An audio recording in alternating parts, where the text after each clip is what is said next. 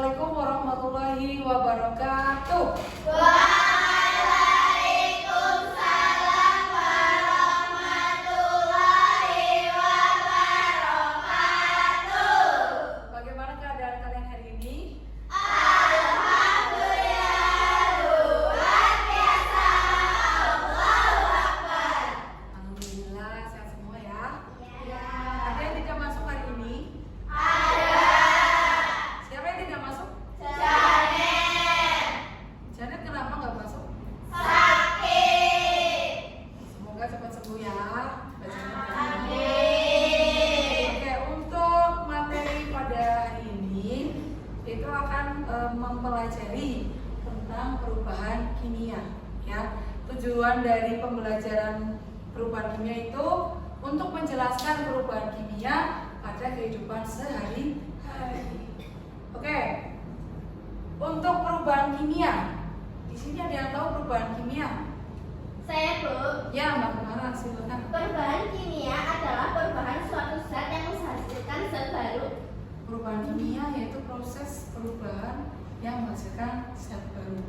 Selain itu, perubahan kimia juga tidak akan bisa kembali ke bentuk semula. Ya, jadi bentuk awalnya apa, dia tidak akan kembali ke bentuk awal. Itu merupakan perubahan kimia. Dan ciri lainnya itu untuk perubahan kimia itu adalah terjadi reaksi kimia. Oke, selanjutnya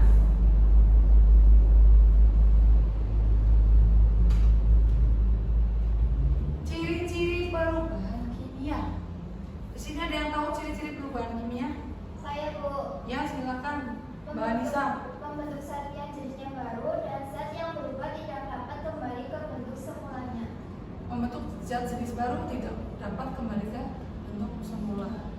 Seperti yang tadi Ibu jelaskan ya, selain dapat menghasilkan zat baru, juga tidak dapat kembali ke bentuk semula, dan juga ada reaksi kimia. Itu merupakan ciri-ciri dari perubahan kimia. Oke, next. Proses perubahan kimia. Nah, di kehidupan sehari-hari itu ada proses perubahan kimia. Ya. Di sini ada yang bisa kasih contoh proses perubahan kimia pada kehidupan sehari-hari? Saya Bu. Ya, Mbak Isi silakan. Contohnya pembakaran. Kertas dibakar menjadi abu dan membusukkan. Contohnya bahan makanan menjadi busuk tidak akan kembali ke asalnya. Oke, tepuk tangan untuk Mbak Isi. Jadi pembakaran ya, dikasih contoh kertas dibakar dia akan menjadi abu. Ya, kira-kira abu ini akan balik lagi Kak ke kertas? Tidak. Tidak ya, tidak mungkin ya. Terus tadi ada pembusukan buah matang. Kalau misalkan didiamkan lama-lama, dia akan jadi busuk. Nah, yang busuk ini kira-kira akan jadi matang lagi nggak? Enggak ya. Terus selain pembakaran sama pembusukan, ada lagi proses peragian. Misalkan kedelai dikasih ragi menjadi tempe. Nah, tempe ini dia akan balik lagi jadi kedelai nggak? Enggak ya.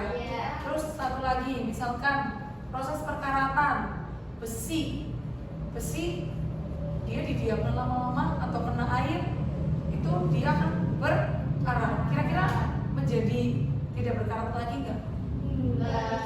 Tidak bisa ya. Nah, itu merupakan perubahan kimia yang tidak dapat kembali ke bentuk semula. Nah, di dalam proses itu dia ada reaksi kimia. Jadi di kehidupan kita sehari-hari itu banyak ya proses perubahan dari kimia. Lalu ada ciri-ciri yang menyertai perubahan kimia. Ya, apa saja kira-kira? Siapa yang mau menjawab? Saya Bu. Silakan Mbak Salu. Terjadi perubahan warna bentuk. Contohnya buah cabai yang belum masak berwarna hijau. Terjadi perubahan warna. Selain cabai, Padi awalnya kan dia sebelum dipanen itu warnanya apa? Hijau ya. Dari hijau berubah menjadi kuning. Terus buah mangga, misalkan kan ada mangga yang kuning tuh, awalnya warna hijau jadi warna kuning. Jadi ada proses perubahan warna. Selain terjadi perubahan warna dari cabai, ada juga dari padi yang awalnya hijau menjadi kuning. Nah, hal tersebut terjadi karena adanya perubahan komponen zat pada padi atau cabai. Selain perubahan warna, ciri yang menyertai perubahan kimia itu terjadi endapan. Contohnya dalam kehidupan sehari-hari ini ya, air kapur yang awalnya bening, lalu kita tiup, ya, lama-kelamaan akan menjadi keruh. Lalu kita diamkan, lama-kelamaan akan terjadi endapan.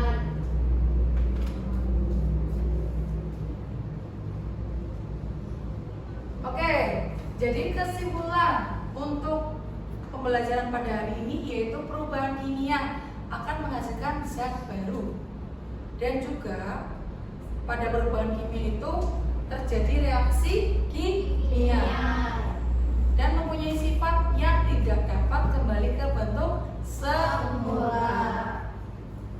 Oke, untuk pembelajaran pada hari ini cukup sekian.